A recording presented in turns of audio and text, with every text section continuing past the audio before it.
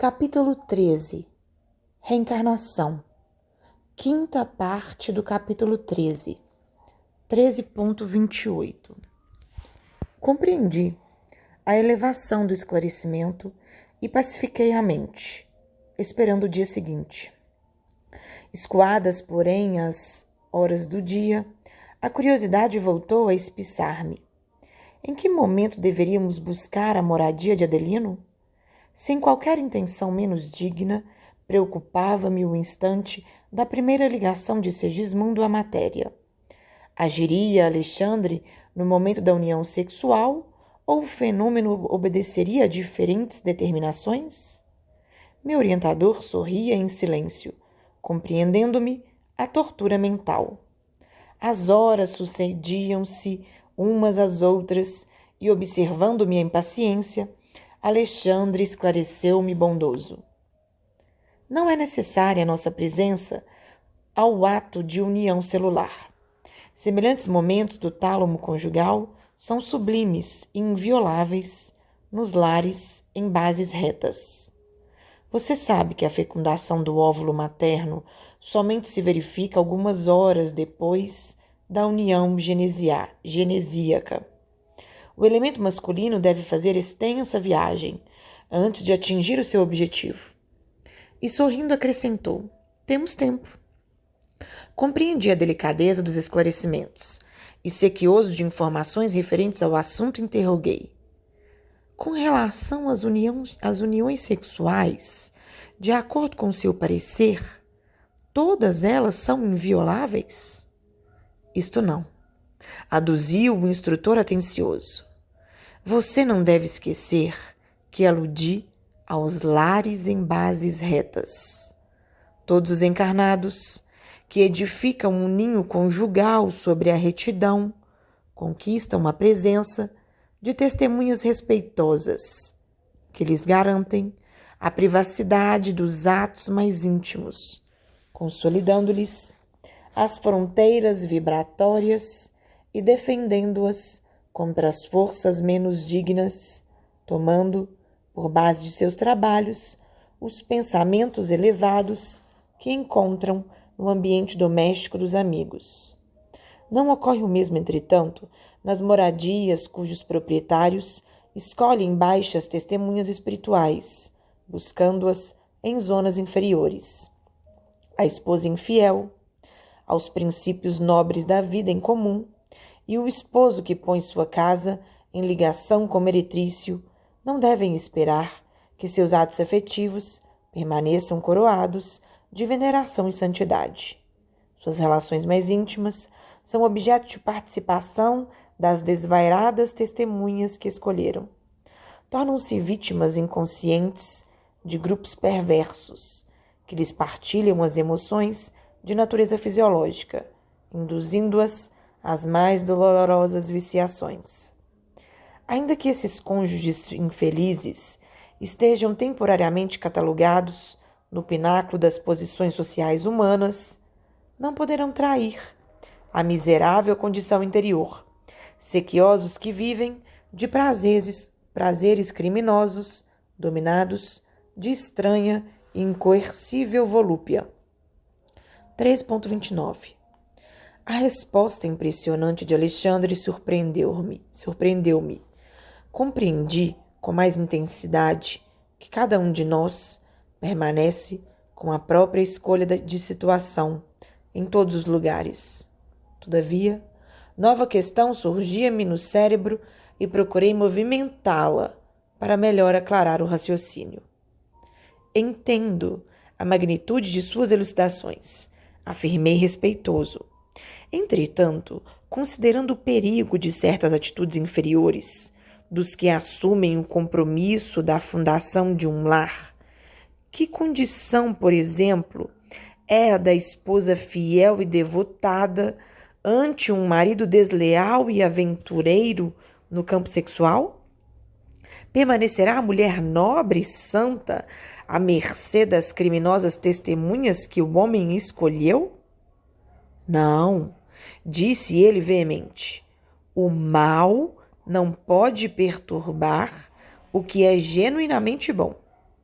Em casos dessa espécie, a esposa garantirá o ambiente doméstico, embora isto lhe custe as mais difíceis abnegações e pesados sacrifícios. Os atos que lhe exijam a presença enobrecedora são sagrados, ainda que o companheiro na vida comum se tenha colocado em nível inferior aos brutos.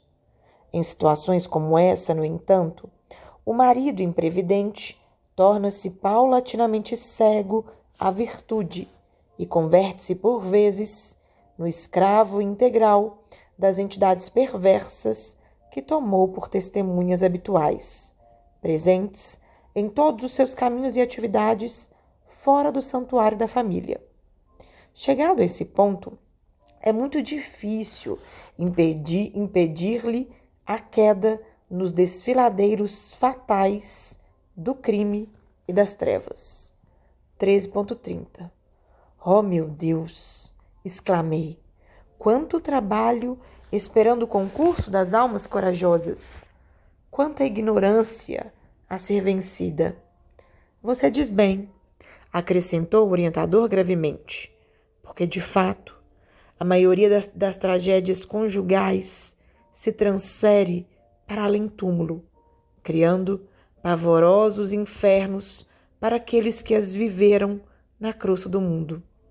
É muito doloroso observar a extensão dos crimes perpetrados na existência carnal e ai dos desprevenidos que não se esforçam a tempo no sentido de combater as paixões baixas. Angustioso lhes é aqui o despertar.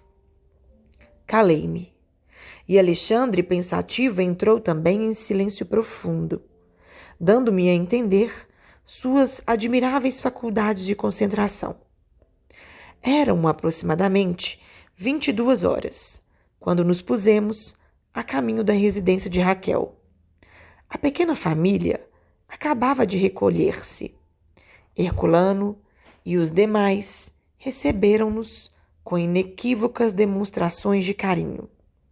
O chefe dos construtores dirigiu-se ao meu instrutor nestes termos: esperávamos pela sua colaboração para iniciarmos o serviço magnético no paciente. Passamos, em seguida, a pequena câmara onde Segismundo repousava. Permanecia ele aflito, de olhar triste e vagueante. 3.31. Não pude soptar uma interrogação. Por que motivo Segismundo sofre tanto? Indaguei de Alexandre em tom discreto. Desde muito, e particularmente desde a semana passada, está em processo de ligação fluídica direta com os futuros pais. Herculano está encarregado de ajudá-lo nesse trabalho.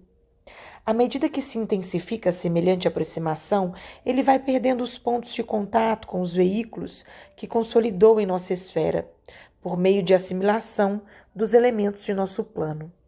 Semelhante operação é necessária para que o organismo perispiritual possa retomar a plasticidade que lhe é característica, e no estágio em que ele se encontra, o serviço impõe-lhe sofrimentos. A observação era muito nova para mim, e continuei indagando. Mas o organismo perispirítico de Segismundo não é o mesmo que ele trouxe da crosta ao desencarnar pela última vez? Sim, concordou o orientador. Tem a mesma identidade essencial. Todavia, com o curso do tempo, em vista de nova alimentação e novos hábitos, em meio muito diverso, incorporou determinados elementos de nossos círculos de vida, dos quais é necessário se desfaça, a fim de poder penetrar com êxito a corrente da vida carnal. Para isto, as lutas das ligações fluídicas primordiais com as emoções que lhes são consequentes desgastam-lhe as resistências dessa natureza, salientando-se que, nesta noite, faremos parte restante do serviço, mobilizando em seu auxílio nossos recursos magnéticos. Oh, disse eu, não teremos aqui um fato semelhante à morte física na crosta? Alexandre sorriu e aqueceu. Sem dúvida, desde que consideremos a morte do corpo carnal como simples abandono de envoltórios atômicos terrestres. 3.32. Reconheci, porém, que a hora não comportava longas dissertações. E vendo que o meu bondoso instrutor fixava a atenção nos construtores, abstive-me de novas interrogações. Seguido pelos amigos, Alexandre aproximou-se de Segismundo e falou-lhe bem-humorado. Então, mais forte? E acariciando-lhe a face, acrescentou. Você deve estar satisfeito. É chegado o momento decisivo. Todas as nossas expressões de reconhecimento a Deus são insignificantes diante da nova oportunidade recebida. Sim, falou Segismundo arquejante. Estou grato. Não se esqueçam de mim, com o auxílio necessário. E olhando angustiosamente para o meu orientador, observou inquieto. Tenho receio, muito receio. Alexandre sentou-se paternalmente ao lado dele e disse-lhe com ternura. Não asile o monstro do medo no coração. A hora é de confiança e coragem. Ouça, Segismundo, se você guarda alguma preocupação, divida conosco os seus pesares. Fale de tudo o que constitua dificuldade em teu íntimo. Abra sua alma, querido amigo. Lembre-se de que o instante da passagem definitiva de plano se aproxima. Torna-se indispensável manter o pensamento puro, lavado de todos os detritos. O interlocutor deixou cair algumas lágrimas e conversou com esforço. Sabe que empreendi pequenina obra de socorro nas cercanias de nossa colônia espiritual. A obra foi autorizada pelos nossos maiores e, apesar do bom funcionamento, sinto que não está terminada e que tenho em sua estrutura grandes responsabilidades. Não sei se fiz bem, pedindo agora o retorno à crosta do mundo, antes de consolidar meu trabalho.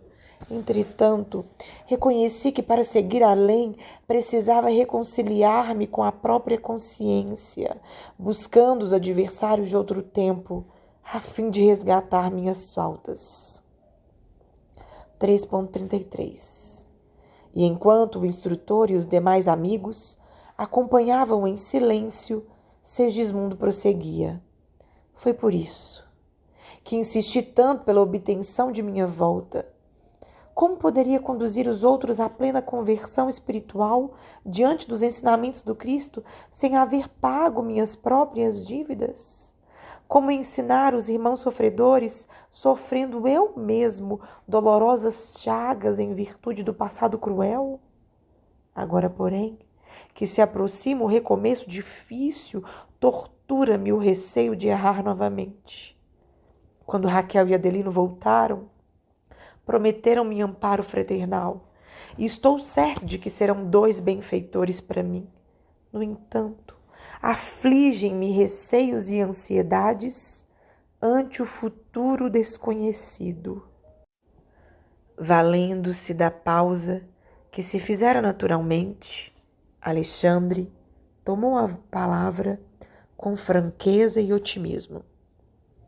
Não adianta inquietar-se tanto, meu amigo. Desprenda-se de suas criações aqui.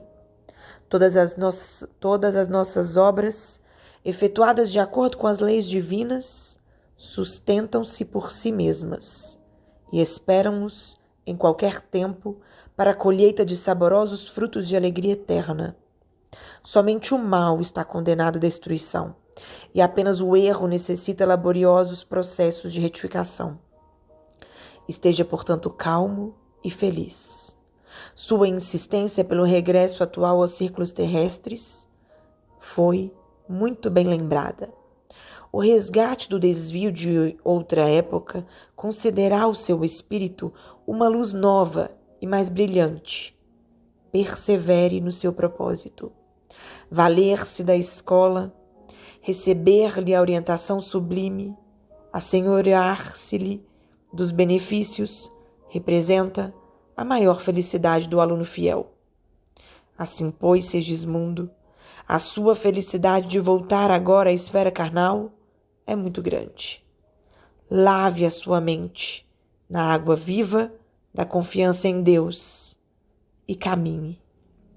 Para a nova experiência, você não pode levar senão o patrimônio divino, já adquirido com o seu esforço para a vida eterna, constituído pelas ideias enobrecedoras e pelas luzes íntimas que o seu espírito já conquistou.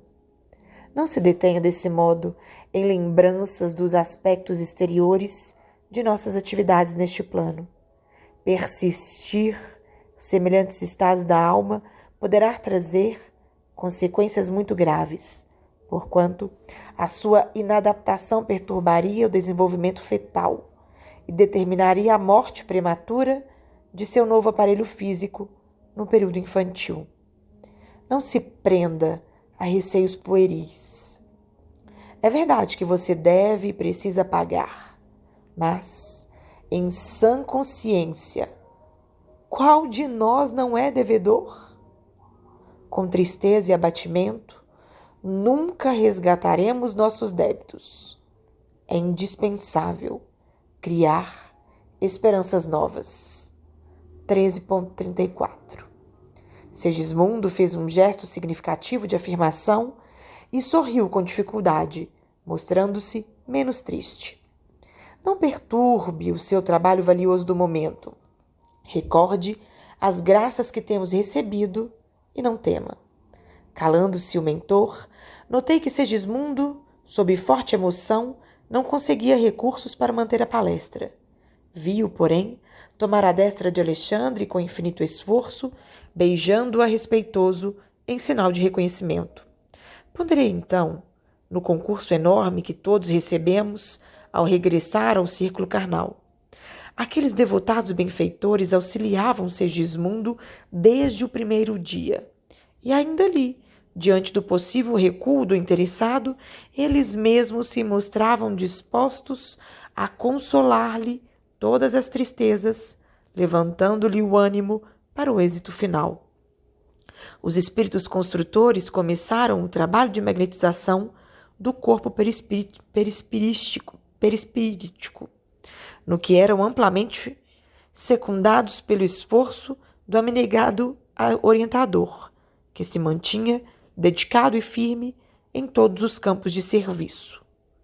Sem que me possa fazer compreendido de pronto pelo leitor comum, devo dizer que alguma coisa da forma de Segismundo estava sendo eliminada, quase que imperceptivelmente, à medida que se intensificavam as operações magnéticas. Tornava-se ele mais pálido. Seu olhar parecia penetrar outros domínios. Tornava-se vago, menos lúcido.